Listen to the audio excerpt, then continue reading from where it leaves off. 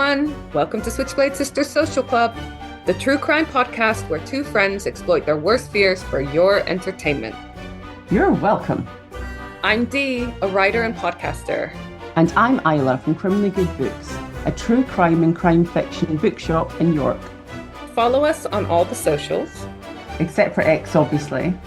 Or have a look at our website, switchbladesisterssocialclub.com. Check them out for all our latest episodes, events, deals, and other weird stuff.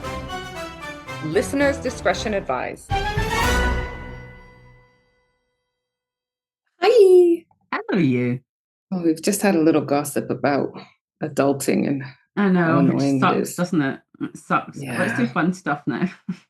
Yeah, well, I have had some responses on our socials and through emails and stuff from some of our episodes. So I just thought, I just wanted to read some of them. I'd love to hear things because I am nervous. I'm nervous about criticism. No criticism. And I just want people to know, like, we monitor our socials and we love when people get in touch. So please do, because it actually means the world when you say nice things to us. We love praise. We basically function on praise. And again, we're struggling with adulting at the moment. So any amount of praise, please. Yeah, we'll take it. So we've had our two-parter on the Port Arthur massacre, where we talked about that horrible incident and then also the aftermath, the gun reform, and how similar sort of things happened in the UK when we had some mass shootings, and why it doesn't seem to be happening in the States. And I do roller skating. And my instructor is a lady called Jess, and she's so fucking badass and awesome because she used to do roller derby. She used to train the men's team. She's Australian, so you can imagine they're just tougher Australian broads, aren't they?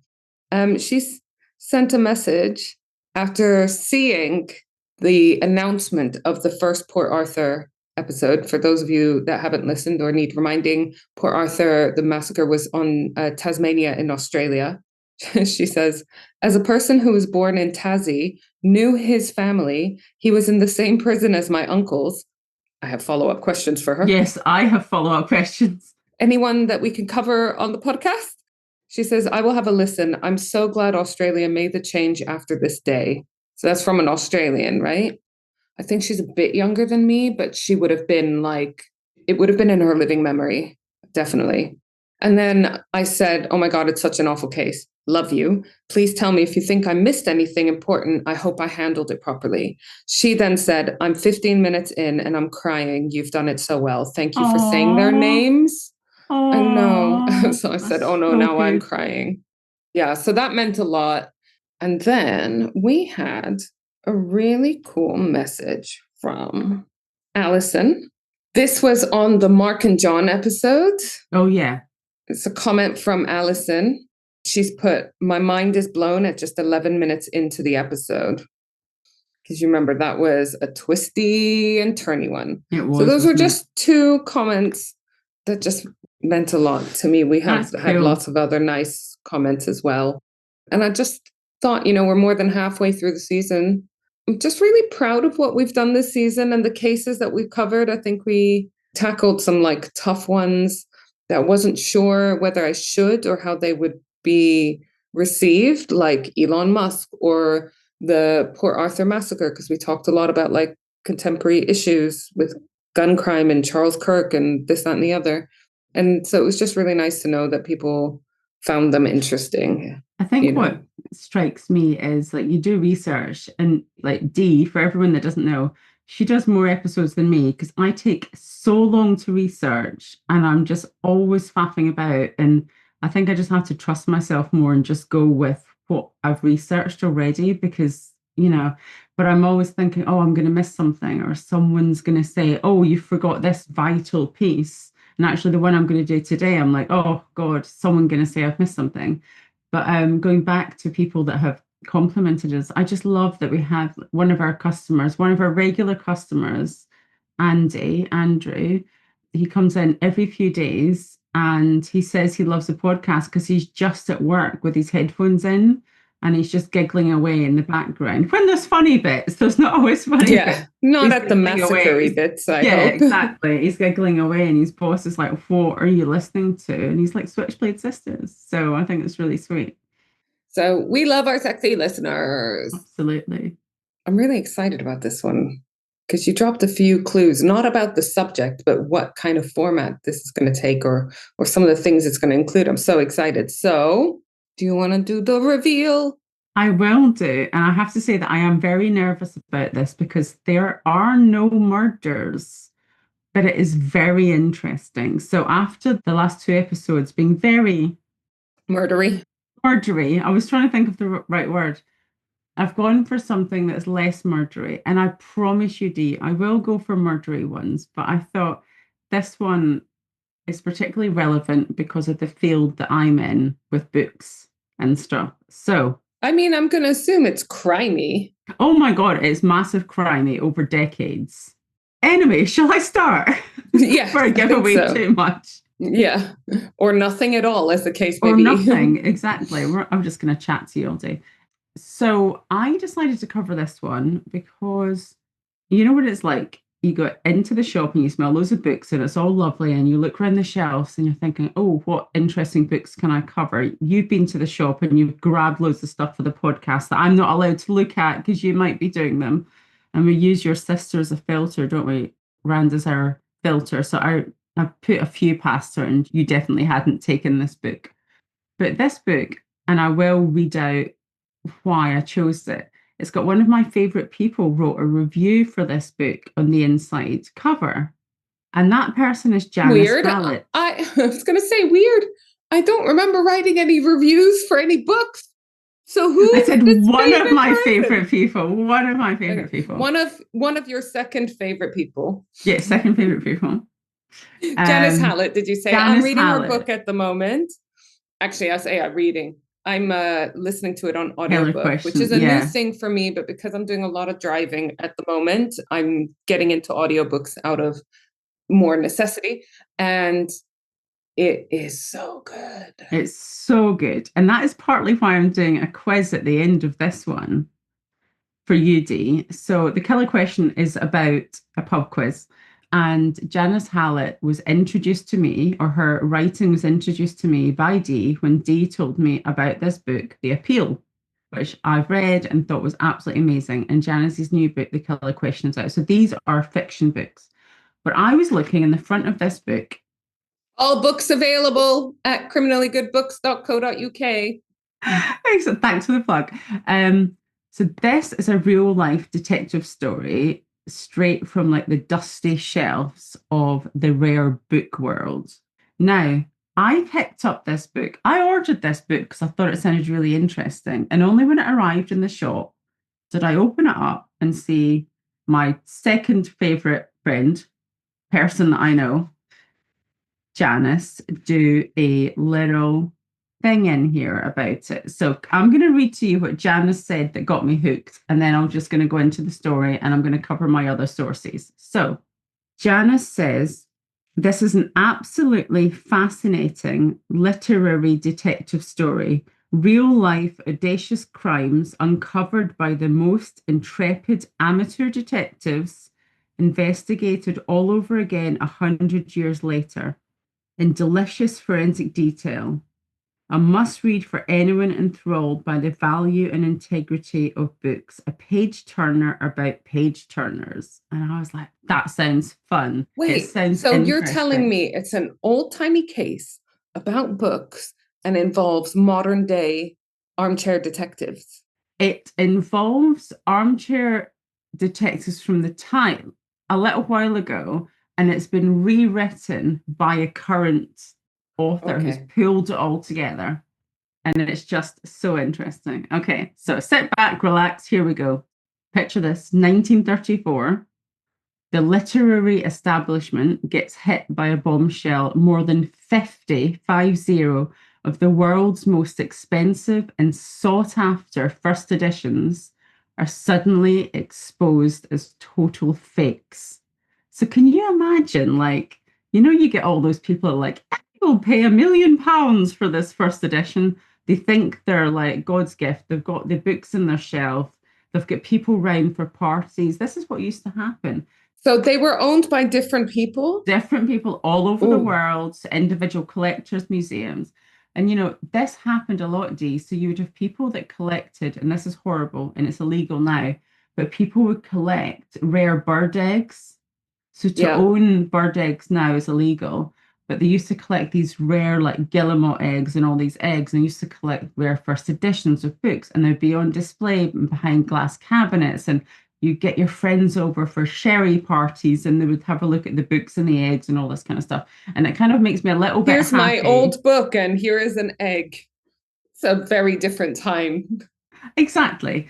But part of me is like, yes, I'm really pleased that these people spent a ridiculous amount of money on these books when that money could be used for something else. But then I'm also in a world that I appreciate the value of rare, genuine books. And I think it is great to collect lovely editions, but also some of these people. So, as I said, 50 of the most expensive and sought after first editions were exposed as total fakes. They weren't clumsy knockoffs.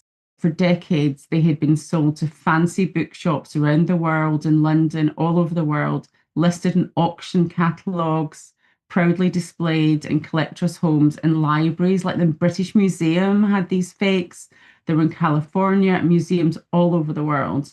I mean, you can see an individual buying a book and maybe getting duped, but you'd assume like British Museum and stuff would have experts that would be examining these things. It was one of the experts that was doing the forging. I mean, they would have to be fairly expert, wouldn't they, Exactly. to And make that's the these thing. forgeries? Who'd you go to but an expert to forge books? Oh my God. Okay. I'm so invested. You're invested. So at the center of it all was a man called Thomas James Wise. I'm just going to call him Wise. To the outside world, he was a king of book collectors, a respected scholar, a member of the most exclusive clubs around the world, particularly in London.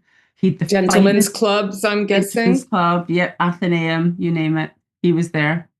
He had the finest collection of modern books in all of England in his home library, which he called the Ashley Library, and everyone saw him as the guru of book collecting. But he was also a liar, a thief, and one of the most brilliant forgers in history. What? Are you trying to tell me a rich man was a liar? Completely. No. Exactly. So, my main source for this crazy story is Joseph Hone's fantastic new book, The Book Forger, Available at criminallygoodbooks.co.uk. in all good independent bookstores. And I also use Google, Wikipedia, and interestingly, the University of Oregon blogs, book blogs. So it was a really good source. So how did this all start? So we have to go back just a little bit, and this is quite funny. We have to go back to the 1880s in London and a group called the Shelley Society. Now, not Mary Shelley of Frankenstein fame, different Shelley, her husband, Percy Shelley. So the Shelley Society was founded by a cheerful, energetic guy called Dr. Furnivall, and it was a place for men and women to geek out over the poetry of Percy Shelley. Back then, Shelley was seen as a bit of a radical troublemaker. So this society was like pretty cool and edgy and geeky. I'm trying to think what today's equivalent would be of the Shelley Society. Cool and geeky society. Like, what would it be? I'm a member of the Shelley Society. I'm guessing kind of a more liberal, nerdy group. Yeah, Maybe something exactly. like Stitch and Yeah, Bitch exactly. Stitch and Bitch. It was the Shelley Society was the Stitch and Bitch of of its its time. time. Yeah. So one of their big projects was actually to make perfect copies, so facsimiles, replicas of Shelley's super rare first editions for members. So that's all kind of normal. Like a lot of these societies would do that because their members didn't have the money or didn't have these first editions. So they would replicate, they would They make were copies. replicas rather than forgeries. Exactly. So people were thrilled because this was the closest they were ever going to get to the real thing to kind of like touch Shelley's personality and, his his poetry. And I think we forget sometimes how easy it is to access our own books and reading and things online. And, I was just thinking the Shelley Society probably be mortified that we have Kindles and audiobooks. yeah, probably. But just think how accessible things are now. And you can download these books, and lots of things are open source. But it would have been super cool back then to have your own copy of your favorite author or poet's work, right? So, anyway, sitting in the audience at these meetings was a quiet young man in his 20s named Thomas James Wise. He put on a good front. He pretended to be a well off university graduate with an aristocratic background. We've all met those types. But the truth, he was a clerk from a working class neighbourhood who hadn't gone to university, but he wanted to fit in. His real education came from digging through secondhand bookstalls. There's no shame there. An obsession that started after his mother passed away. Now, this is the only thing that made me think, like, felt quite touched and like sad by it.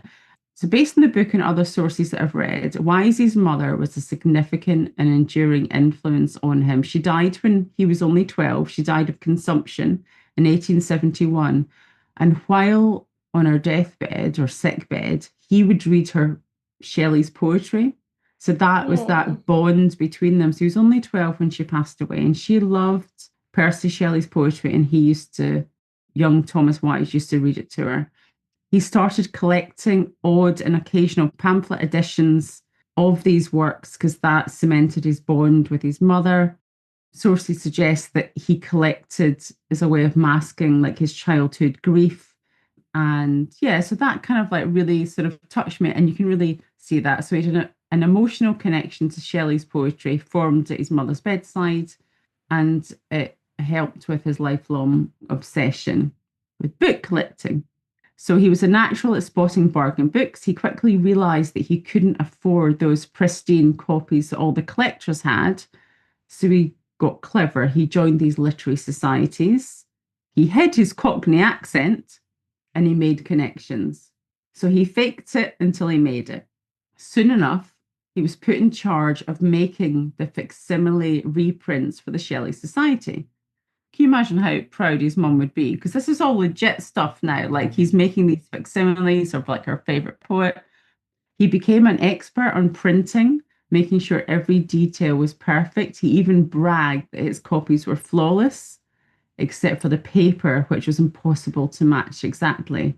And it was right there in the print shop when he was working on them, surrounded by all the fonts in the paper, that his sneaky idea started to form. You know, I almost don't blame him at this point. I know he's going to go off the rails because it's a true crime podcast, but especially at the time, and even today, but especially then, like social mobility was almost impossible going between the classes. You wouldn't interact, not on an equal level between the classes.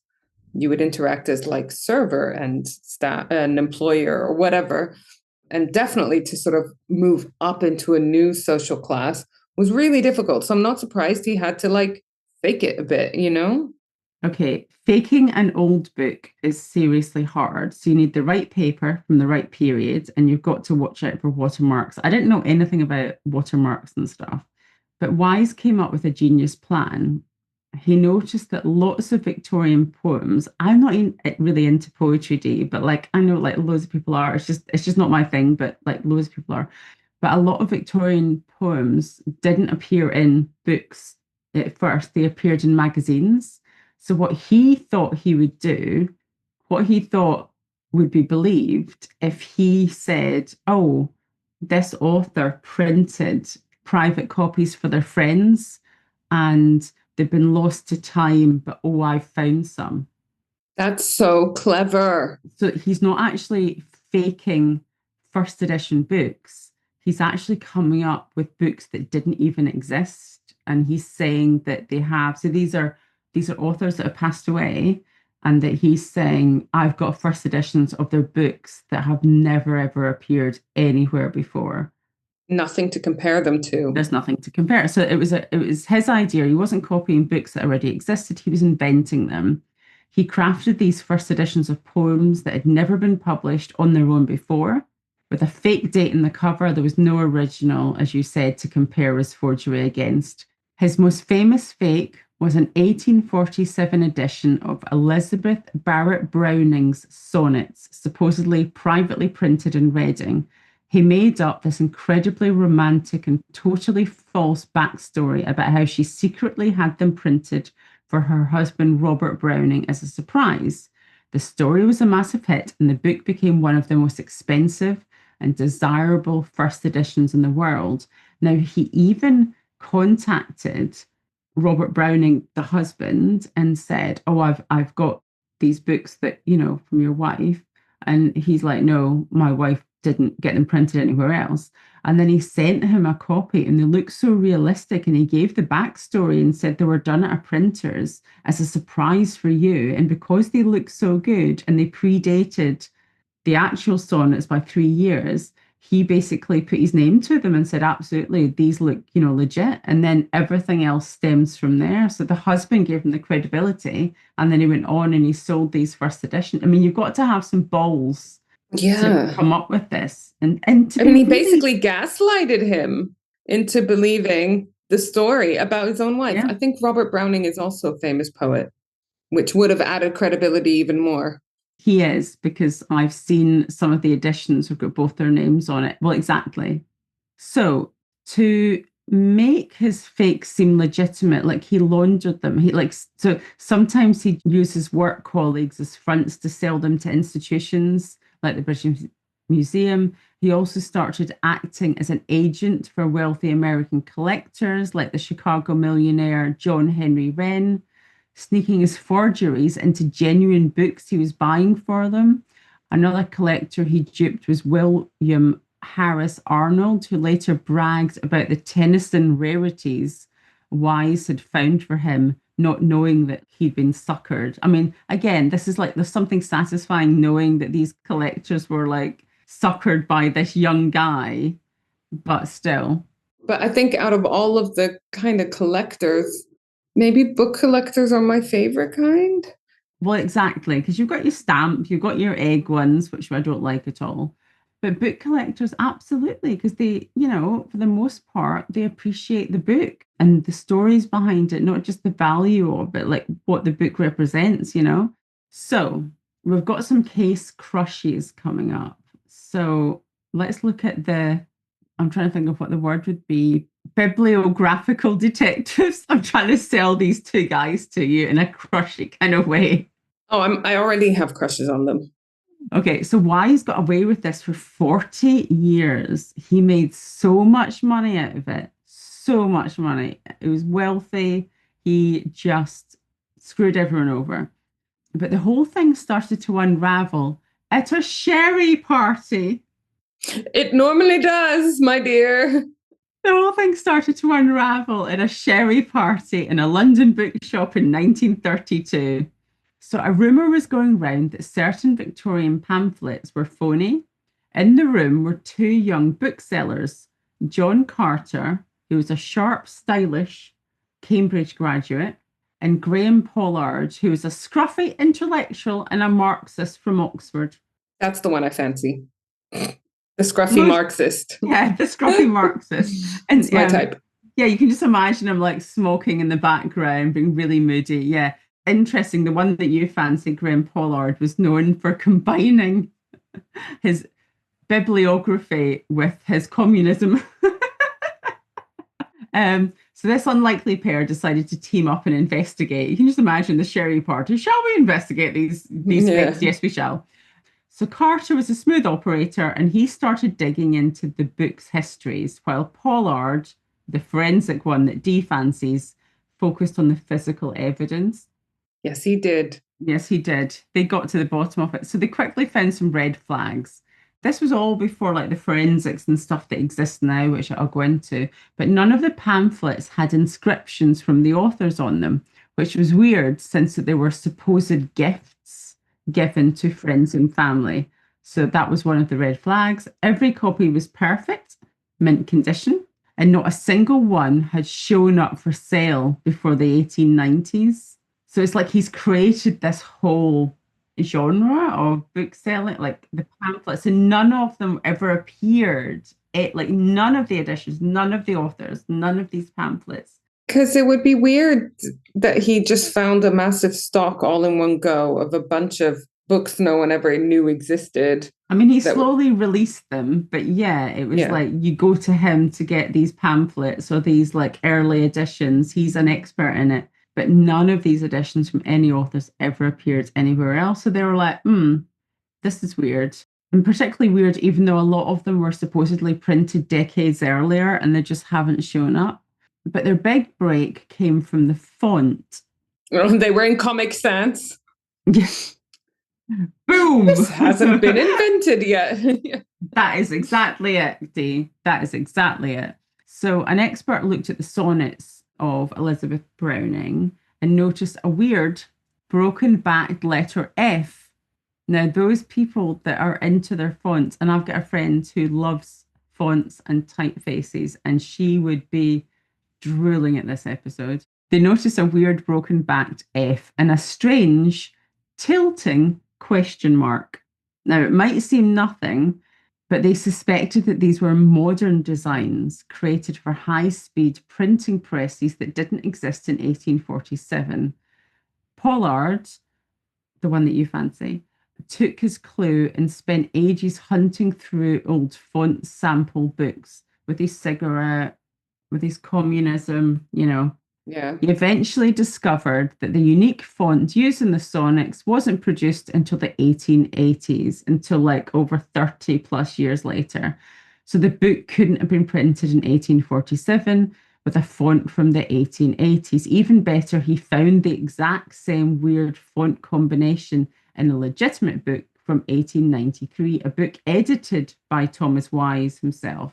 The final nail in the coffin was a chemical test on the paper. So before the 1860s, the paper was made from rags, which I think is really interesting. Like I didn't like rags. Yeah, they were cotton. Yeah. Yeah. Cotton rags. I was like, oh, right. I didn't actually realize that. And they were often, they were often made out of animal product as well, like leather. Exactly. Sometimes human. Oh, yes. I did see something about a human. Yeah, yeah. Yeah. So rags and what then it became like paper that we know of that's made of trees. Well, exactly. So before 1860s, the paper was from rags, but a tiny sample from the sonnets revealed traces of chemical wood pulp, which is material, as you say, that wasn't used in English papermaking until 1874. So the science was undeniable and the book was a That fake. seems like a rookie mistake, seeing as he said that the paper is hard to fake and then he got But it's busted like on the paper. 40 years of like, this guy is like a celebrated figure. Everyone thinks that he's the guy you go to get your rare books and pamphlets and stuff. And people are so reluctant to question authority, or they just don't do it. If someone And the thing is, if he's got lots of money, if he's got a great house, if he's having dinner parties, if he's high society, if he's a member of all these clubs, why would you rock the boat? Why would you investigate it? Especially, I'm sure there were people that had actually bought these forgeries that maybe were suspecting and didn't want to say anything because they didn't want to look stupid and that they had actually got one of them. Yeah. So Carter and Pollard published their findings in a book called The Inquiry, but they were clever. They never actually named Wise as the forger, probably because they thought they might be sued, but also they didn't need to because they'd laid out so much evidence pointing directly to him that everyone knew who it was. So the scandal was absolutely massive in the 30s, and the press had a field day with the case of the forged first editions. I'm sure they could have thought of a better title. Yeah. But Wise was now old and he was respected, and he just denied everything. He tried to blame his dead partner, and he even tried to bribe his old assistant, Herbert Gorfin, into lying for him, and he refused. It was no use. He died in disgrace a few years later, reportedly murmuring, "It's all too complicated to go into now." So the real reason that he did it remains a mystery. Was it greed? Was it hunger for status? Was I was going to say, I'm going to guess it's money. Well, money, and then like his mum's legacy. Obviously, she wouldn't want book forger and fraudster in the family, I'm sure. Was it an obsession with books that got out of control? But we'll never know for sure. But the damage he caused was massive. And Wise had basically invented a market for modern firsts, convincing rich new collectors to spend a fortune on the books that he'd just made up himself. His forgeries contaminated private libraries, private collections all over the world, causing huge embarrassment for institutions and collectors. I mean, can you imagine if you've got experts at these libraries going, oh, we've got a chance of buying this first edition rare pamphlet. And then you know what libraries do? They get their wealthy benefactors to give them money to buy these things. You know, that's what British Museum and other ones have, like all these money for people to buy these rare things. I know. And then they're going to have to go back to their donors and tell them, oops, sorry, we used your money and we bought a fake. And no one likes to feel stupid as well. Exactly. And this is why I think I'm sure there were some people, like there must have been people. It's such a small community that people must have thought, oh, hang on, he's the one that's always bringing these books out. Why? He's the one that always seems to be able to get them and they've never appeared before. Remember, like the banking scandal, like it shook everyone's confidence in rare book buying. Do they think that they found all of the books, the forgeries that he was involved in making? So I actually don't know that. I've not read anything that said that they think they've got them or like they think that there's loads more out there. Because I'm going to guess not if he was doing this for decades. Well, basically, all the institutions and the private collectors that had any of his books basically were saying that they were fake because none of them were real. None of these pamphlets were real because he created them all. They were all like these original ones that weren't in circulation anywhere else. So they're all fakes, all of them. But that wasn't all, because after he died, people discovered that he was also a thief. He'd been secretly tearing the pages out of rare books in the British Library to perfect his own copies before selling them. You know, like in the Da Vinci Code, was it the Da Vinci Code? Remember when like they go into, I don't know if you've seen it, the vaults in the Vatican and these like rare books and stuff, and they grab like one of the pages from this like Leonardo da Vinci book and leg off with it. He was ripping the pages. Can you imagine? I don't think the British Library would let you go in there now. No, but I'm guessing that he was allowed access to things because of his reputation. Exactly. And they probably were like, oh, let's just leave him. He's fine in there on his own. But do you not think this happens time and time again with experts or people that are like, oh, he's fine. He's like amazing figure. I'm thinking Jimmy Savile in hospitals. Don't trust with anyone with anything.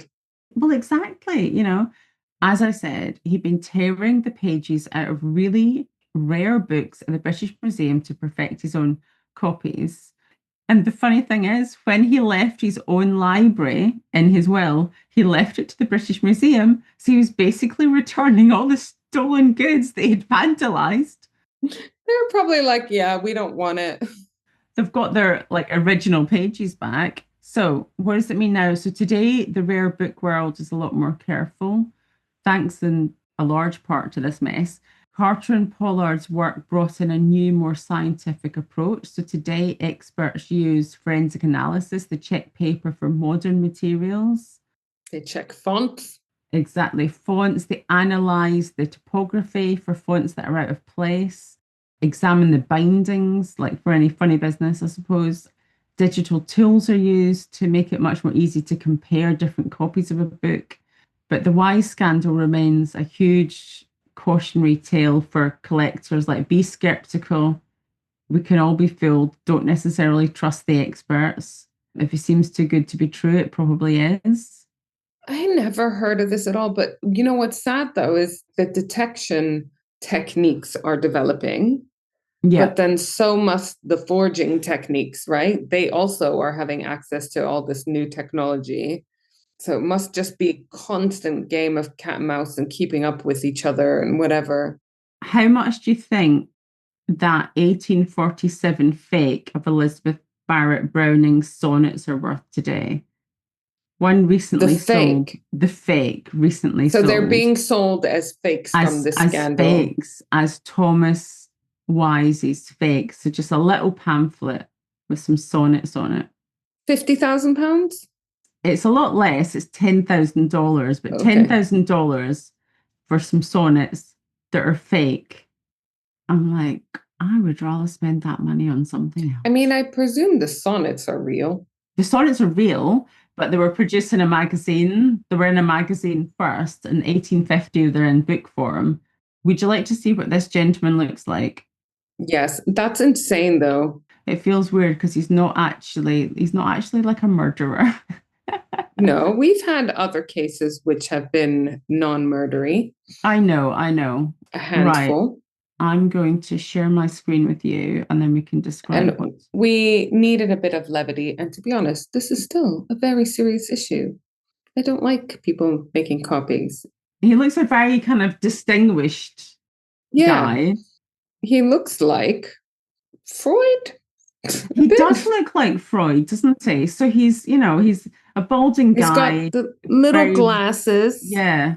Yeah, balding guy. He's obviously a bit older in this photo. I'm guessing around 50s. Very well dressed, suit, tie, shirt, etc. Nice collar, starched collar, little mustache, and his little glasses. You would look at this guy and think intellectual academic gentleman. He got away with it because he just looked like a normal posh guy that people believed. Yeah. So I've developed a little quiz for you, Dee. You asked me one question already and I failed miserably about the cost of the book. So this bodes well for me. But I'm ready. So I did some research and I looked up. I've got 5 antiquarian quiz questions that Janice Hallett would be proud of, hopefully. Pub quiz questions. Okay. I love a pub quiz. Exactly. So I wonder if any of the listeners will get these. Do I give the answers at the end? Anyway, okay, so first one. What is the term for a book printed in Europe before 1501? Do you know the answer, or shall I give you 4 options? I don't know the answer. So yes, give me multiple choice. So the term for a book printed in Europe before 1501 was it, and I'm not going to be able to pronounce some of the words in these things. God, So are they in different languages? Hilarious. Okay, go. So is it A, an incanabula? Is it a manuscript? B. Is it C, vellum? Or is it D, codex? So a book printed in Europe before 1501. Is it A, incanabula? B, manuscript? C, vellum? Or D, codex? So vellum, I think, is what the pages were made of. I think that's when it's made with leather, like skin of some description. So I'm going to go manuscript. Okay, so the answer is A, incanabula. Oh. Incanabula. I should have actually looked up what that actually means.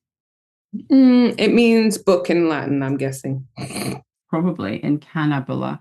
So I will look that up. But I will ask you the next question, which is, which of these features is most likely to decrease the value of a rare book? Is it A, a first edition, first printing status? B, an author's signature? C, boxing? Or D, an intact dust jacket? I'm going to go with C, whatever you said. Was it boxing? Boxing. Boxing is what I said. Okay. Yeah, so the answer is foxing. It's basically like spots that you get, like, when you get an old book and it's got like brown spots all over it. So that decreases the value. Okay, so we've only got 3 more questions. The Gutenberg Bible, one of the most famous rare books in the world, was printed using what revolutionary technology? So the options are A, wood block printing, B, lithography? Is it C, movable type? Or is it D, script illumination? Let's go A. It is C, movable type. So far, you've got 1 out of 3, D. Come on. Number 4, in book collecting, what does the term ex-library mean? Is it A, the book is a limited edition available only to libraries? Is it B, the book was formerly owned by a public or institutional library? Is it C, the book is missing its title page? Or D, the book has been rebound in a new cover? I'm going to go with that one. The answer is B. It just Oh, the means it was obvious formerly one. owned by a library, ex-library. That's all it says. Okay, I need one more point. Come on. Yeah, come Last on, question, one you've more got point. one out of four. So I think you're going to get this one, Dee, because you've mentioned it already. What is vellum? Okay, so the answer, or the options are a decorative paper used for end papers of a book, a type of tooling used in a leather binding, a translucent parchment made from animal skin, or D, the raised bands on the spine of a book. C. Correct. So you got 2 out of 5 in my antiquarian book quiz. Considering I know nothing about books, I'm going to take that as a win all day long. So that was my little book forgery palette cleanser from the massacres of the last 2 weeks. Yes, that was probably a good idea to do. And, we're carrying on in the book theme because I almost feel like we don't even need a palette cleanser. I feel quite cleansed paletely, but we're going to do our Ink-quisition. Oh, yes. Okay, cool. It's a double whammy book themed in Is that it? it's an author who submitted this, and the theme of the tattoos is also an author.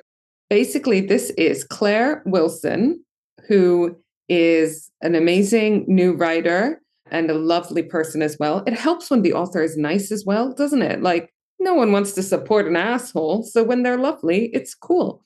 Like Jeffrey Archer, he was horrible to us. That's why I don't stock his books. He was so mean to me. Mean, horrible politics, horrible man. He was horrible. We've met him several times. He was mean.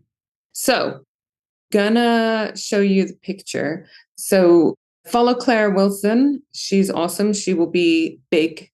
But all of her tattoos, or at least a large chunk of her tattoos, are Stephen King themed.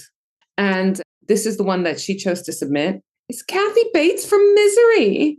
I've got another photo because it's quite a big tattoo that wraps around her arm. So can you see this other one now? You can see the knife. I can't remember the guy in Kathy Bates in Misery. Yeah, I can't remember his name. But in the knife, you can kind of see his reflection, and you can see Kathy As he's Bates. lying in bed. Yeah, because he's lying in bed, isn't he? With these she breaks his legs.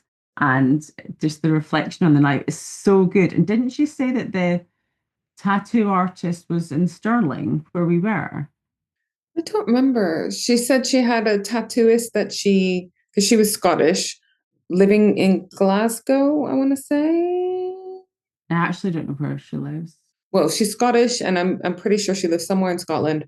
And she had a regular tattooist, and I'm sorry, Claire, post his name in the comments or something somewhere, because he's amazing. She goes to all of them. Yeah, she goes to this person for all of the tattoos. And she had like Stephen King tattoos. Pretty much every Stephen King thing you think of, she had on her arm. It's just unreal, but such good quality. Yeah. So keep an eye out for her. And thank you, Claire, for submitting your Kathy Bates, who is like literally one of the best characters in modern history. She's a cultural phenomenon. Like most people, even if they haven't read the book or seen the film, know Kathy Bates, right? Exactly. I don't know if younger people know her, because we kind of grew up with Stephen King. Yeah. Kathy Bates does a lot for neurodiversity now. So she's doing loads of stuff in the States.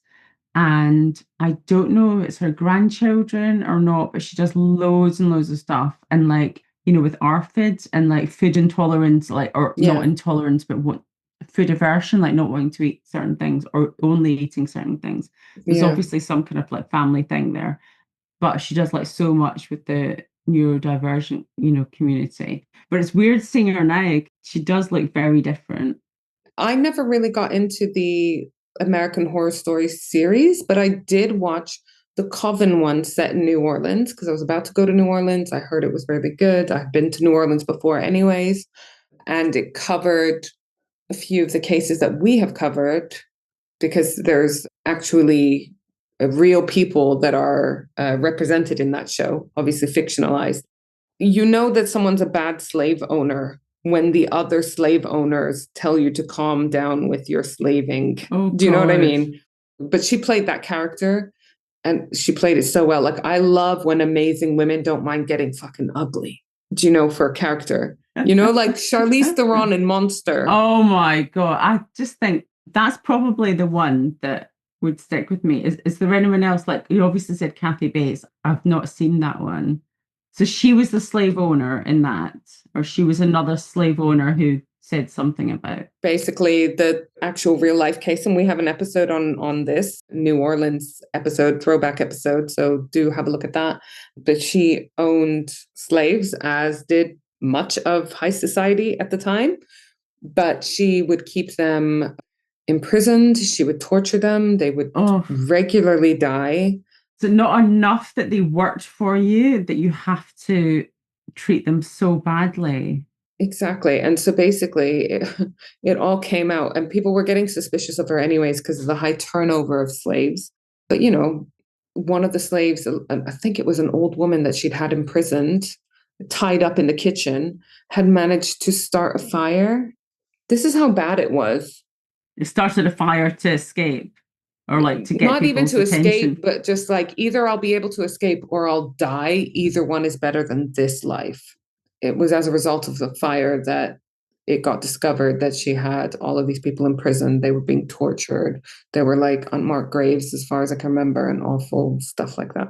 Anyways, Kathy Bates played that character, a character based on that woman, and she was phenomenal. She's so good. I love how Claire's tattoos got us like, I'm going to look this up. What's the movie So called? It's American Horror Story, which is the one where every series is like a different setting, but they have a lot of the repeating actors and actresses in each series. Right. So you might actually really like it. It's just, for me, like, a lot of the themes are not stuff that hooked me. Like, there's a few that are ghosty, and I get too freaked out by that. And then there's a few that are like freak showy. And then so I watched the Coven one, which was really good. Well, that was a long and windy road we've been on today. All very book themed, but I think also what people don't know is I was like, I'll be there in 10 minutes. Oh, I was meant to do it this morning and then we ended up doing it this afternoon, but we got there in the end. Life dramas aside. But Dee, my next ones, so I've got books here that I can't show you. I've got murdery ones, and I've got one massive one that that's going to take me a while, but I might, yeah. All right. Well, I will see you next week. I'll see you next week. But in actual fact, I will see you this weekend. Oh, well, before I go, I do want to say that I've got an event. Yes. Oh my gosh. I want to be there, Dee. Tell us all about it. I'm so jealous. 29th of October. It's kind of in Halloween week. So it's one of my Murder on Tap events where I pair true crime events with the help of Linda, who owns the Brewery Market where the events are. She selects tasters of different craft beers. And the theme of this one is celebrity crimes and cocktail beers. So it's cocktail flavored craft beers. And so you get included in the price, which I want to say starts at £25. You get 4 different tasters. But also, we downplay this, but you get so many snacks, you're basically getting a meal, because she also pairs food, snacks with the beers. And then I'll pair a true crime case with each of those beers. So you get stories, you get beer, you get to hang out with people that also like true crime. It's a lovely venue. 29th of October. And we are saying black tie is optional, because I'm going to fucking dress up because it's me. No one else has to. Just come along. How much is it? Starts at £25. Yeah. And that's for what? What do you get for 25? 4 taster beers. And again, the tasters, we're downplaying. They're quite large. It's not like a little shot of beer. And so you get 4 tasters, a whole bunch of snacks, and obviously enter to the event. So you get my storytelling skills. I can't wait till we do something together. It'll be so good. Yeah. Watch this space, because we are in discussions about doing some live events. Probably the first one will be in New York, and then the world. All right. Love you. Love you, sexy listeners. I love you. I love you. I love you. Also, I just want to say my jumper says Sounds chaotic. I'm in. I love it. My jumper says I was donated by Deanna. Yes, I had to clear out and donated much of my wardrobe to Isla because we recycle our clothes to each other, don't we? Yep, I will take it. I'll take anything.